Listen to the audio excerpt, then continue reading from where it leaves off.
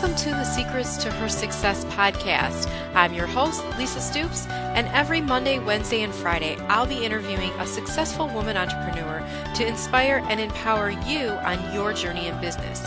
We love your feedback, so be sure to write a review and don't forget to subscribe on iTunes so you don't miss a single interview.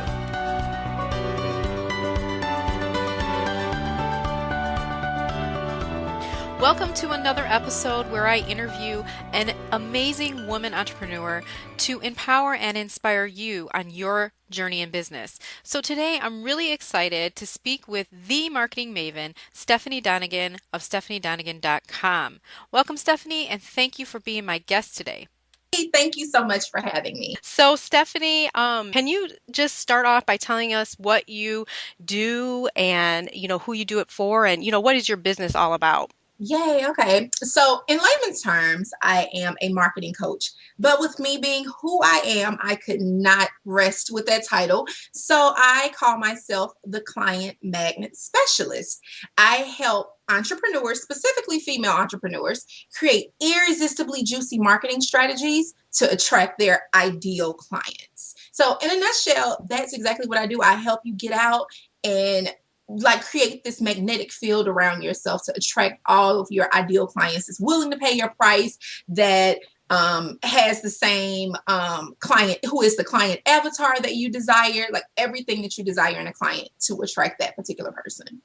That sounds really exciting stuff because that is like the foundation that you need to build a really great business. So how did you get started? Yes. Okay. So I will try not to make this a long story. I worked in corporate America for quite some time in sales and marketing. Which is strange because I'm definitely a right brain. I'm more of a creative person, but I found myself really liking sales and marketing. And the reason I like sales and marketing, one thing about it, I can't sell everything because I've even tried to sell Mary Kay and some of that kind of stuff. If you don't believe in the brand, you can't sell it. So for me, I had difficulty with that. So that's what I did in corporate America. I worked in sales and marketing for a major Fortune 500 company that's been around, that our great grandparents probably used. And initially it was a wonderful.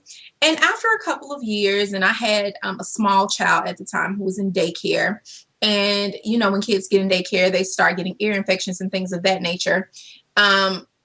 Corporate America, they want you at work. They don't really care what you have going on at home. They don't care if your kids are sick, hey, this is your job.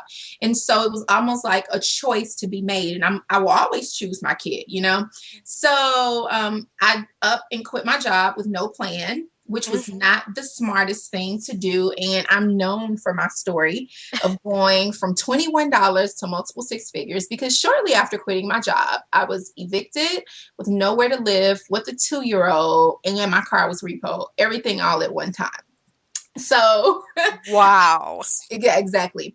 I was forced to figure out what the heck to do in an extremely short amount of time. So I went home with my mother, which was extremely embarrassing to have to move home. And it's myself, my 2-year-old, jammed in this room, a 1-bedroom, which was the room I grew up in. So I'm in my queen size bed. His toddler bed is across the foot of my bed. And then I have a desk in the corner.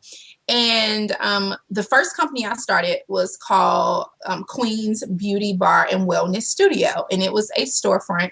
And literally what I sold was chemical-free hair care and skincare products. Even while I worked in corporate America, I really understood that if you put what you put on your skin and on your scalp sinks into your bloodstream. So I started creating skincare products and hair care products using shea butter and pure African black soap and all natural oils and things of that nature. Well, started kind of talking about it on Facebook at the time. And this was the end of 2009. And people kind of started requesting to buy it. Well, the problem was, remember, I had $21. So you're requesting to buy it, but I really didn't have the money to get the products enough to stock up. So what I would do, or what I did, is I created a blog on Blogspot. I didn't even have a website.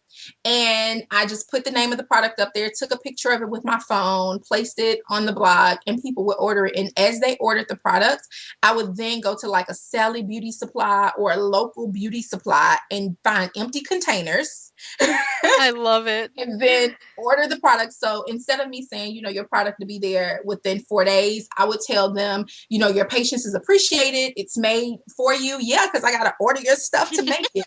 So it took like 3 weeks for you to receive your product, but you really receive a freshly made product for you. And that's how I started.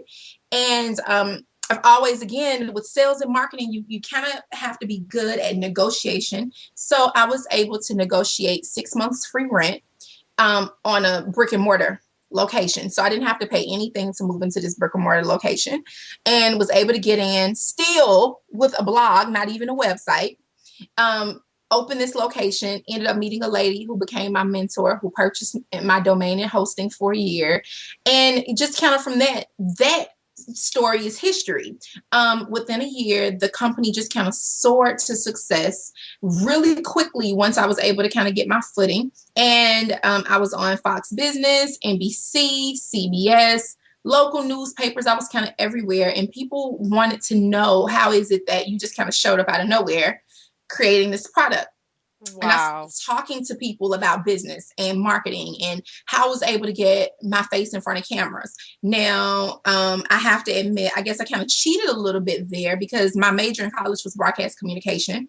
I worked as an associate producer for a short time for television. So I kind of know the back end of TV, and I was able to kind of wiggle my way in there, call in favors. A lot of people that I went to college with worked for the Today Show, and, so I was able to call in favors. But there is a method to the madness to get in front of cameras. So I kind of start talking to people about that and the right ways to promote yourself on social media. And before I knew it, I had fallen in love with business, talking to people about business. And as I would see women entrepreneurs, their companies began to grow, I felt so good. I wanted to help somebody else and somebody else. And all of a sudden I realized that this product company is not my passion. Like, it was a means to an end. It was a means to get out of the bedroom with my 2-year-old, and a computer jammed in the room. It was a means to an end, but you never really know the plan that the universe has for you. Like, all of that led to me realizing that I have a passion for women entrepreneurs and helping them grow their businesses. So I ended up shutting that company down, doing this full time, and here we are. Wow, Stephanie, that is amazing. You Sorry, just took so it. long. No, you just owned everything and just really hustled and got yourself out of that situation. I love how you said that was a means to an end. And Yes. then along the way, you found what you were really passionate about as things were just evolving. I love that. Sometimes I think, and I've done this many times before, just stop yourself from doing certain things because you think you've got it already figured out down the road, like how it's going to turn out, instead of just going down that road and letting things just happen naturally. Exactly. And so when I talk to entrepreneurs who, it's always hilarious to me when a person tells me they don't have any money. It's hilarious to me because I've been there. It's hilarious when they say, you don't understand. I'm like, oh no, let me tell you. I understand.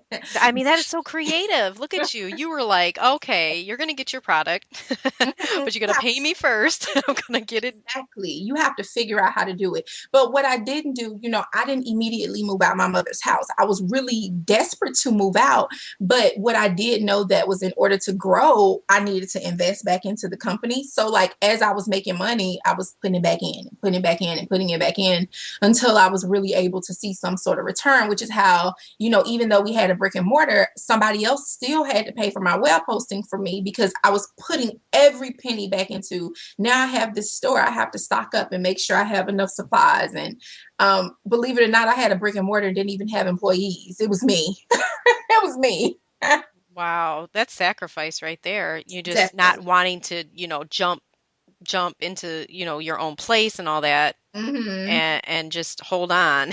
Yeah, because it had to be a bigger picture. It has to be more, That is really good. So now here we are today.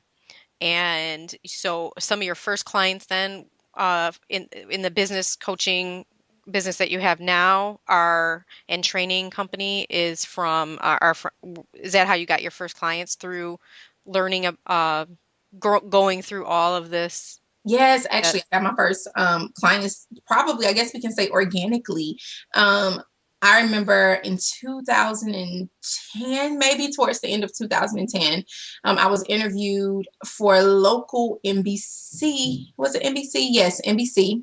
And afterwards, the reporter wanted to talk to me about business. And she had a friend who wanted to start a business and was wondering if I would be willing to talk to the friend. And this was back in the time when I would help you start a business for free because I didn't know, that I was supposed to charge yet because I'm thinking that my business, my brick and mortar was how I was making money. But sure, I'm going to help you. I love doing this. I'll help you. And after I helped several people start businesses for free, I was like, wait, something's not right. I think that I'm supposed to get paid for this. So, her friend was actually my first client, but she was an unpaid client, of course. And then after that, I started holding, every Saturday, I held entrepreneur seminars for free on the phone, teaching people how to make money from their blogs, selling products. Then from there, I did teleseminars still on Fridays, like when that was over, on worthiness issues, because one thing I realized is that we as women, we don't charge what we should. We don't step out when we should, because really deep down, a lot of times we don't feel worthy of whatever. So we started talking about that. And so it's really been a process of me discovering where I should be in business exactly. I kind of went back and forth from, should I teach them about business or am I here to be a life coach? Should it be business or life coach, back and forth? And then it wasn't until the first of 2012 that I discovered that I don't have to choose. A part of my authentic brand is that I literally care. I really care about your business. And in order for your business to grow, I can give you all these fabulous tools, all these fabulous techniques. But to truly be client attractive and to call in your ideal client, you have to be willing to be authentic to who you are and fix that stuff that's in you that's telling you you're scared, you're not good enough, that you're not going to get a client. All these things that play in the entrepreneur mind, that nobody's going to buy this product, it's priced too much. Look at your competition. You don't know the right people. That stuff that I'm talking about that plays in your mind, that tape recorder. And I realized that I would be not being authentic to who I was to teach you how to market, but not talk to you about that as well. So I kind of blended the two, which is why I don't like just saying marketing coach, because I'm deeper than that. So client magnet specialist, because I'm definitely digging some things out of you as well as giving you the tools and techniques. Wow, that's really great. So can we talk a little bit about how you view pricing? Like, how do you view what you charge, like in the beginning, and then how you've grown to charge more and more and more? Yes. Can you kind of break that down for me a little bit? Yeah. So I won't even count the brick and mortar. We're going to go from here. Yeah.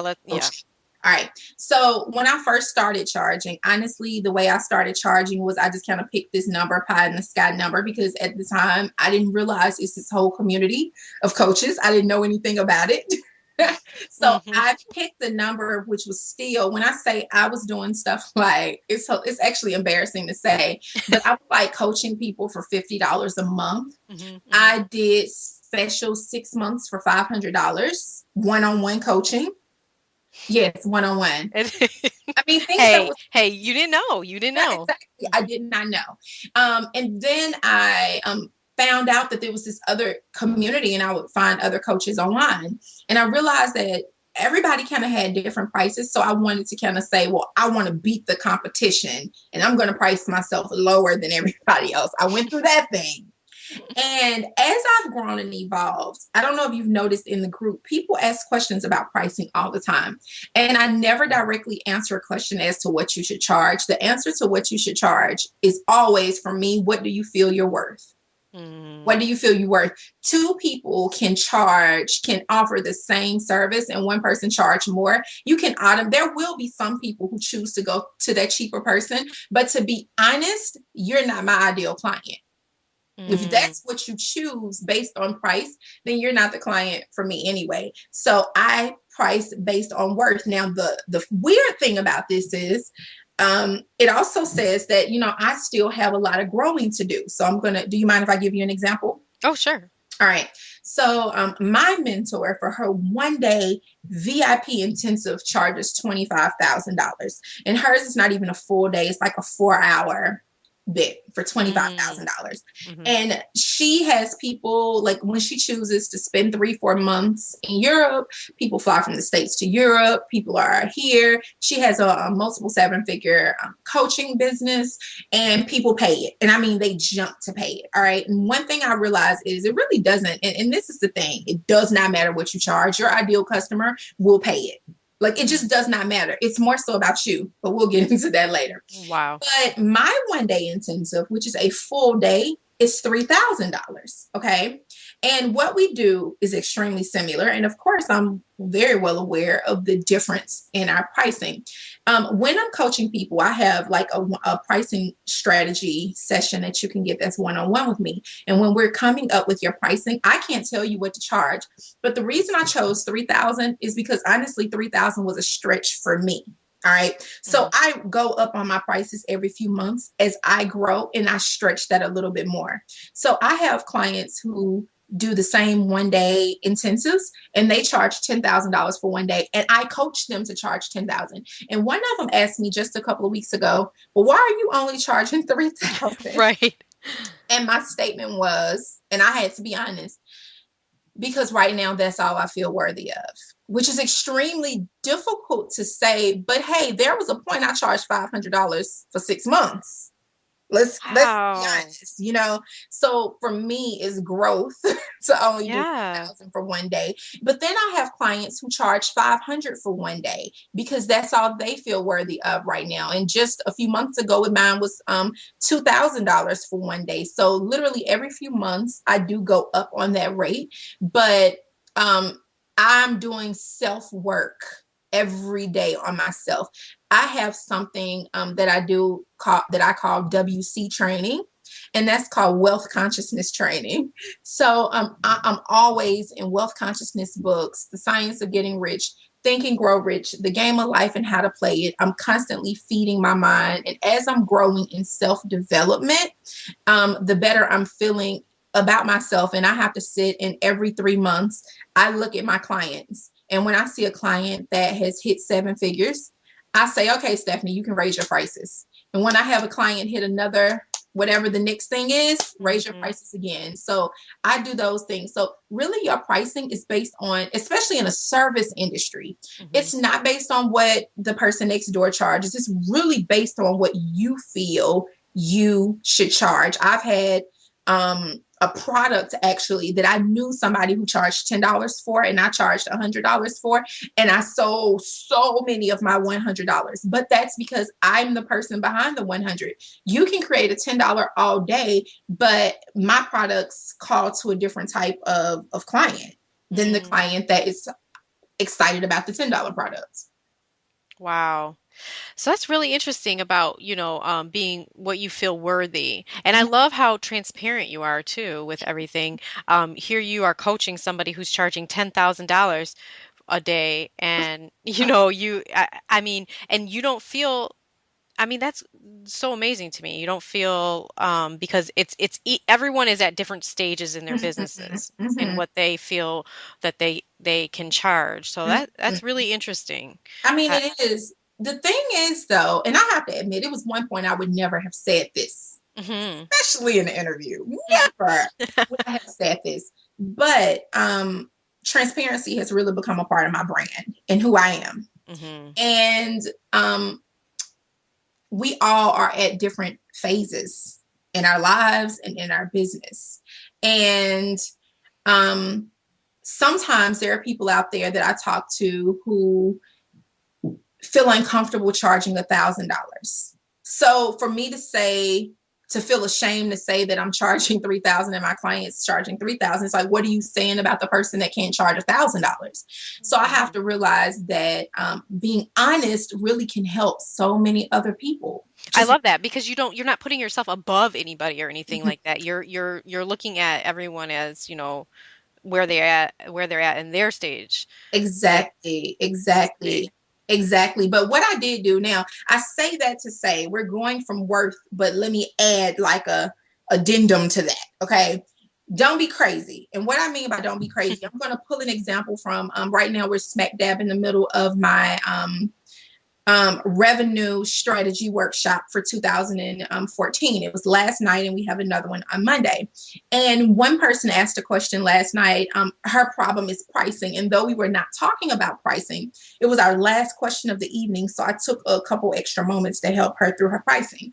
And she's a producer. She produces short videos for people.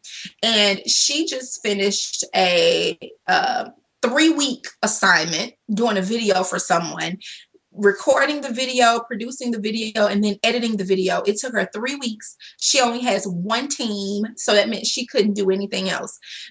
She charged them $500, and what she made out of the $500 was $180. So exactly. Mm-hmm. So this is 3 weeks. This 3 weeks worth of work. Okay. Right. So first I wanted to stop, and I didn't even ask her about worth right off, because worth is really important, but worth is secondary to what do you need to pay your bills and your. I was just gonna say, yeah, make a living. Exactly. Right. So what I had to stop and make her realize is, what out of that 100, and actually I'm lying, she said $187. I'm going to give her extra $7. So $187, what did that pay for you?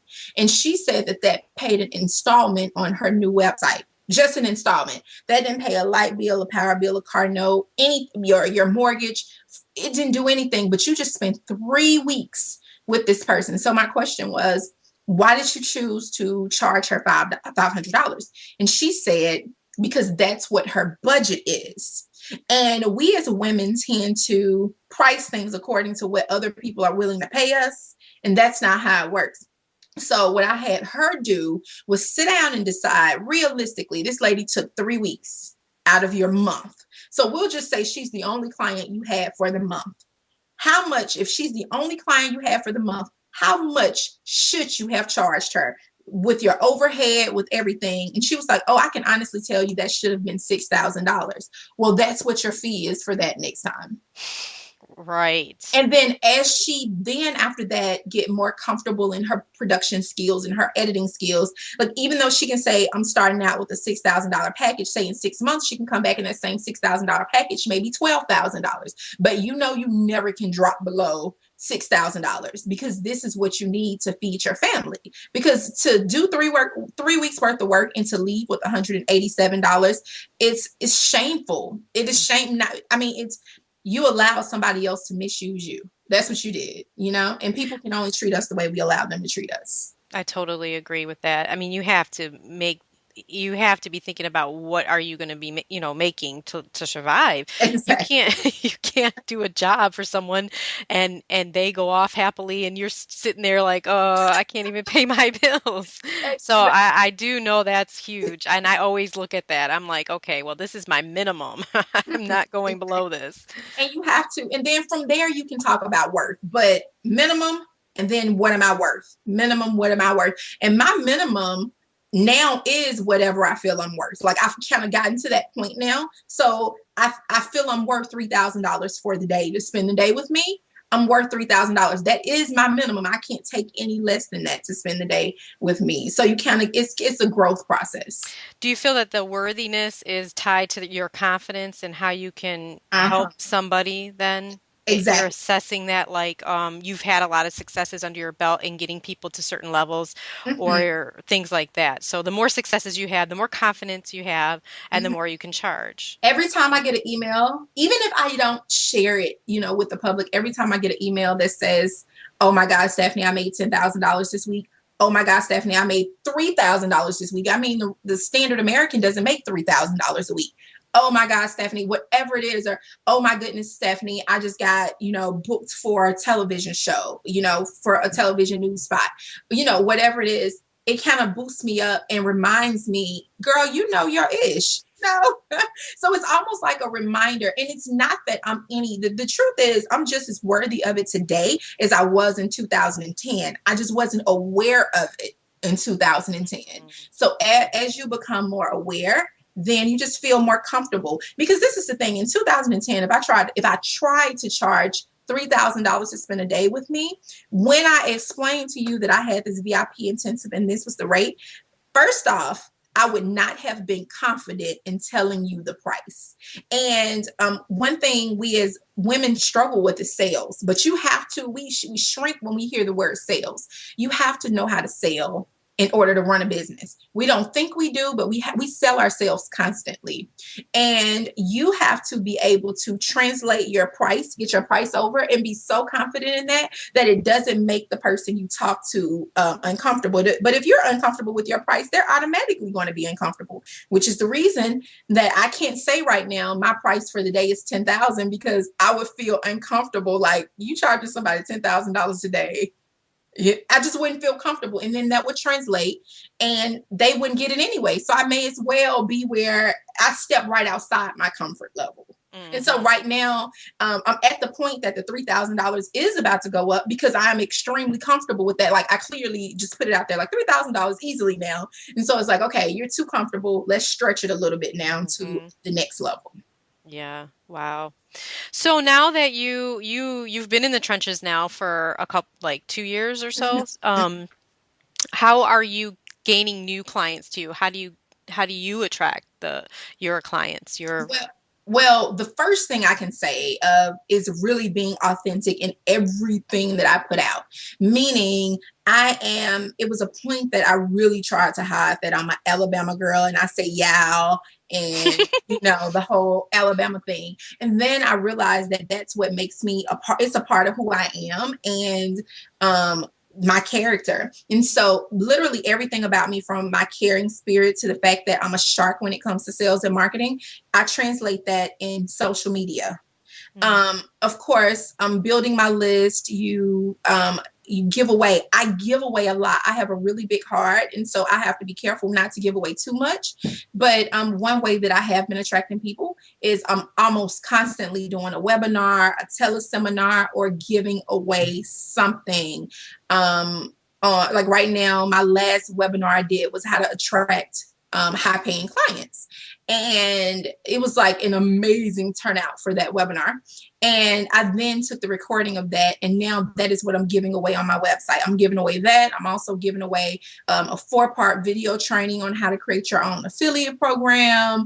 Something else I'm giving away on there. I just constantly have things that I'm giving away. And people are attracted to you when you're a giver. But as you're giving to them, they then get into your email funnel, and then it can translate to sales. So how are you getting traffic to get to these resources, these free resources?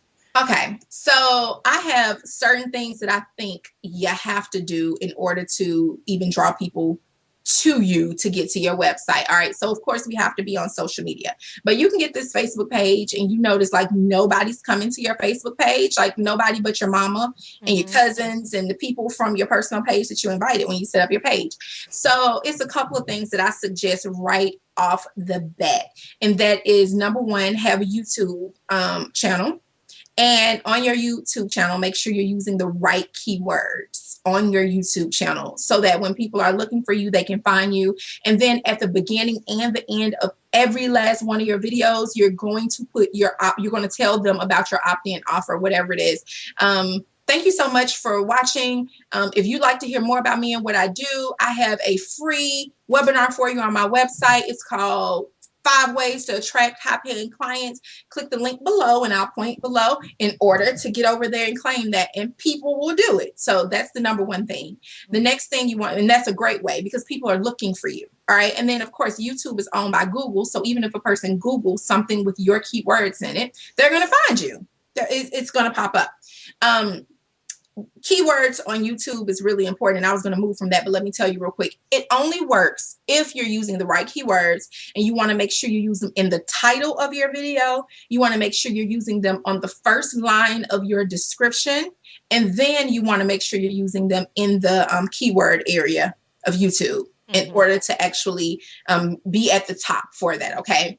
Then the next thing I suggest is make sure you're a part of groups on Facebook with your client avatar. So my client avatar is female entrepreneurs. So I'm a part of several groups, but I must admit it's only 3 that I frequent, one of which happen to be my own group. But all of them, you want to be a part of these groups with women who are active and who are seeing. It's a lot of groups on Facebook, and it's a lot of them you think really have serious entrepreneurs. I'm not talking about those groups that all the entrepreneurs do is pump their products. I'm talking about groups where the entrepreneurs are in there asking questions, answering questions, and getting involved. These are serious entrepreneurs. So you want to get into these groups, and you want to position yourself as an expert, even in somebody else's group, which seems like the audacity of you to come into my group and be an expert. But I mean, you're not just going to stand out and say, hey, I'm a leader. But when a person asks a question, just answer it. If you know the answer, answer it. If you know, so if you can't help them, but you know someone who can, be willing to refer them to somebody. Make sure your name is popping up in this group all the time. People seeing you. Post questions. Even if you know, I am notorious for asking questions that I know the answer to, but I just want to get a conversation started. And get to know people. So I'm just giving away all my goodies here, but loving it. You want to ask questions that you know the answer to, and just, get people going, start a conversation with people. Then you want to position yourself as an expert with your own group. And so, of course, I have my own group, and it's something about having your own group that automatically puts you as the expert. I mean, think about the groups that you're in, the people who run the groups, the people who started the groups. You see them as an expert. Am I right? That's so true. Yes. So starting your own group. But the thing is, I've had a couple of groups. Let me tell you, I've had a couple of groups. It's taking me several times to get this thing right, which is making sure the people that's in the group are the right people. You want them to still be your ideal people, and your ideal people willing to make money, to spend money. Okay. So you'll have who may not, but overall, most entrepreneurs, especially if you get your ideal, for me, they're willing to invest something within their company eventually. So you want to get the right people in the groups. And the way you do that is clearly defining the rules in the beginning of the group. The people who are with it, they stay, and the people who are not, they go, and you let them go. And I was clearly okay in the beginning saying, okay, well, we're going to have 40 people in this group, and it's going to stay 40, and I'm okay with that. But this is how it's going to be. And these are people who are going to stick to it. And I knew that, you're my ideal client. If you came to that group and you stayed in there, you're my ideal client. And then from there, people online, not necessarily that I can say you looked up to or feel you who have more followers than you, any entrepreneur that is your target client, whether they have more or then less than you, strike up a conversation with them. So I am notorious for inboxing people. Hey, just wanted to take a moment to introduce myself. I know we've been friends here on Facebook for a while. And let me pause to say, people often ask, do I befriend people in groups if I don't know them personally on my personal page? Yes, because I am on Facebook for business. I am not on Facebook to play. I mean, granted, I've formed beautiful relationships, but that's not why I'm on not YouTube, Facebook. That's not why I'm on Facebook. I'm on Facebook for business. That's the purpose. So I do. And then if you're not friends, a lot of times if you try to inbox a person, it'll send a message to their others box. So they don't even get your message. The outer darkness box. Exactly. I know. Exactly. So I befriend other entrepreneurs in my groups, and then I send them a message. Hey, I'm Stephanie. We've been friends on here for a while, or I've been watching you in such and such group, and I love what you're doing. Or I may say, I'm Stephanie. Just requested a friendship from you. I see you're an entrepreneur as well. What do you do? And I really develop an interest in them and their businesses and what they're doing. And typically people come back and say, well, what do you do?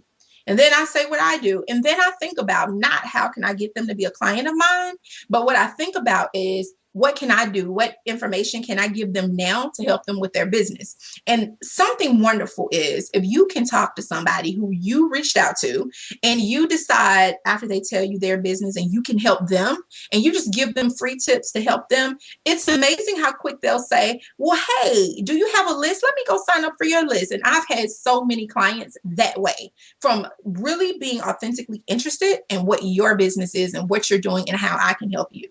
That is awesome. Thank you so much for those Three. gold Three, nuggets. right? Yes. Yes, I won't have you give us all of your And I goodies. think those three are really good. I've never given those three before in an interview. So those are like the golden nuggets. So I get that love in. it. Definitely. So the other thing I want to talk about, since you're doing a lot, you do a lot of networking, it sounds like. That is really the key to success right there. It's just networking and being truly interested in others' successes. So how do you manage your time with this networking and then actually doing the coaching that you do or the training that you do? How do you manage your time? I had to hire an assistant. Actually, I have a couple of assistants. I had to go ahead and do that. And I was really nervous about that because when you start talking about hiring people, you start talking about more overhead. But it's amazing how when you start hiring people, like the money to pay for them just always shows up, like always shows up. So now I really don't do much. I do social media on my personal page, but on my business page, on my Twitter, I don't do much. I'll come in and answer questions. And sometimes if inspiration, when you see the inspirational posts, they're me, but when you see things linking back to my website, it's my assistant. So I'll get inspiration and come and post some things every day. But I only do client interaction coaching on Monday. So if you can't coach with me on Monday, you likely can't work with me. That's on Mondays. I'll do intensives almost any day, but I only do 2 intensives a week. And now they're only from like 10 to 6. So 2 per week. And then I only work 2 hours a day. It looks like I'm online a lot. It looks like I'm really busy a lot, but I have a whole bunch of free time.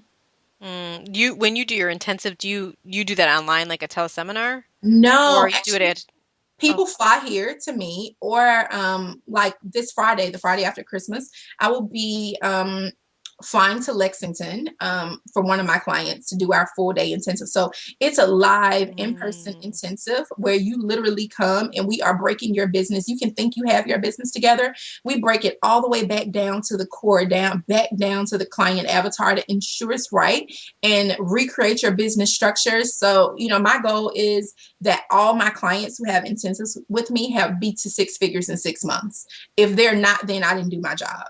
Oh, that's awesome.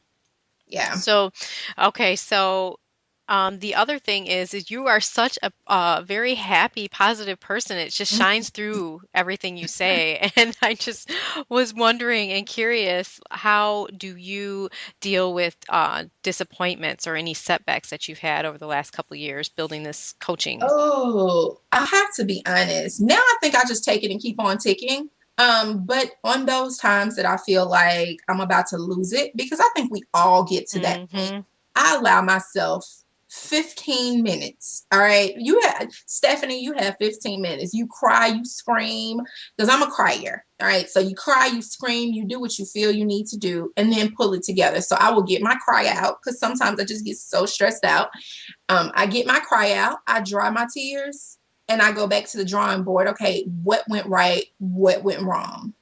And I go back there. But, sometimes you have to allow yourself that time to be emotional, but you can't stay there for too long. What happens if you stay more than 15 minutes is now you're really starting to doubt your business. It go from doubting Yes. what just Right. to now I'm doubting my whole business. And that's not true. It's not the truth. It's what it looks like right then. But the truth is you may have had a minor disappointment that may have saved you from a major disappointment. So I try to think of that a lot of times. I get my crowd because I'm temporarily disappointed, but I do know that sometimes minor disappointments are saving you from, if you had gone on, you may have had a major disappointment. So let me take this minor disappointment, cry, and realize this may not have been the path that I needed need to go down. Let's go back to the drawing board and see what another path that I could take. I love that. That's really good advice. Yeah. So, in wrapping up, as I don't want to keep you too much longer, you've already spilled all your beans. No. Can you just tell me some of your best advice, I guess, on what anybody that's listening to this is going to be business owners from all different levels. And one of the biggest things I like to do is really help other businesses grow. So what are some of your best advice or tips or techniques that you can share that will help someone else who's listening to this to like grow to the next level? Is there any secrets to your success that you can just boil it all down? You know what? I'm just going to be honest with you. And it's not even like this big, huge aha. I'm going to give you two. All right. Number one, we go to a lot of free everything, free teleconferences, free webinars, all this stuff. And we take notes and we don't do anything with it. Or we buy these little programs, you know, $97, $297, and we get it and we get really excited and we don't do anything about it. Isn't that true? One, exactly. Number one is when you learn something new, like how I just broke down those 3 things that you can do. If that was me and I was listening, as soon as I got through listening, I would turn around and go find some groups on Facebook. And then I would turn around and start a group. I would like follow my directions to the T immediately. So my number one tip for success is immediate action. Immediate. Like, don't sit around, don't play. When you find somebody that is successful in what they're doing, I've created a multiple 6-figure business now. So if you find someone that is where you are and you're aspiring to be, just do it. Don't ask me any questions, just do it. So immediate action when you find something that is your aha. And the next thing is, don't think you can do it by yourself. I had to go out and get a high value coach, someone that was where I wanted to be. I understand, like right now, I'm looking for another program for next year. We, in the beginning, don't have the money to spend on it. Okay. I'm talking about $21 girl over here. Okay. Mm-hmm. I understand. But at some point you have to say, what I'm doing by myself is not working. Like, obviously I'm going to need some help, and the free information is not going to do it. Okay. It's not, it's a whole lot of stuff to go with it. So at some point you have to say, I need help and I'm willing to invest in a coach. And, you know, when I first invested in a coach, I actually went and did it on credit cards. They say now credit cards is the new business loan because people aren't giving business loans. Mm-hmm. So, you know, I was very fortunate because that pushed me from just 6 figures to multiple 6 figures. So you have to say, I want to go to another level. Obviously, if I could do it myself, I posted that on Facebook the other day. If you could do it by yourself, you would have. That's all I put and left it there. If you could do it by yourself, you would have. You wouldn't just be sitting. You wouldn't still be going to free calls. You wouldn't just be doing this if you could do it by yourself. So first, take immediate action. And number 2, get help. And it's okay. And I know it's scary. What if I don't make money? What if? Go ahead and get all the what ifs out. Now switch your what if and say, what if in a year I'm exactly where I want to be? All right. What if I have this amazing company if I decide to work with somebody? So get your negative what if out and I'll use your positive what if. Switch it up. I love that. Yes. Thank you so much, Stephanie. You've given us so much to just go out and take action on. I really appreciate you taking the time out of your busy life to come and talk to me. So I hope to talk to you again really soon in the future as well. Yes, definitely. Thank you for the opportunity. Did you know you can find the highlights of each episode on secretstohersuccess.com? While you're there, be sure to sign up to get the free report, Top 5 Common Denominators for Building a Thriving Business. If you have ever wondered what makes some women so successful in business, then this is a must read.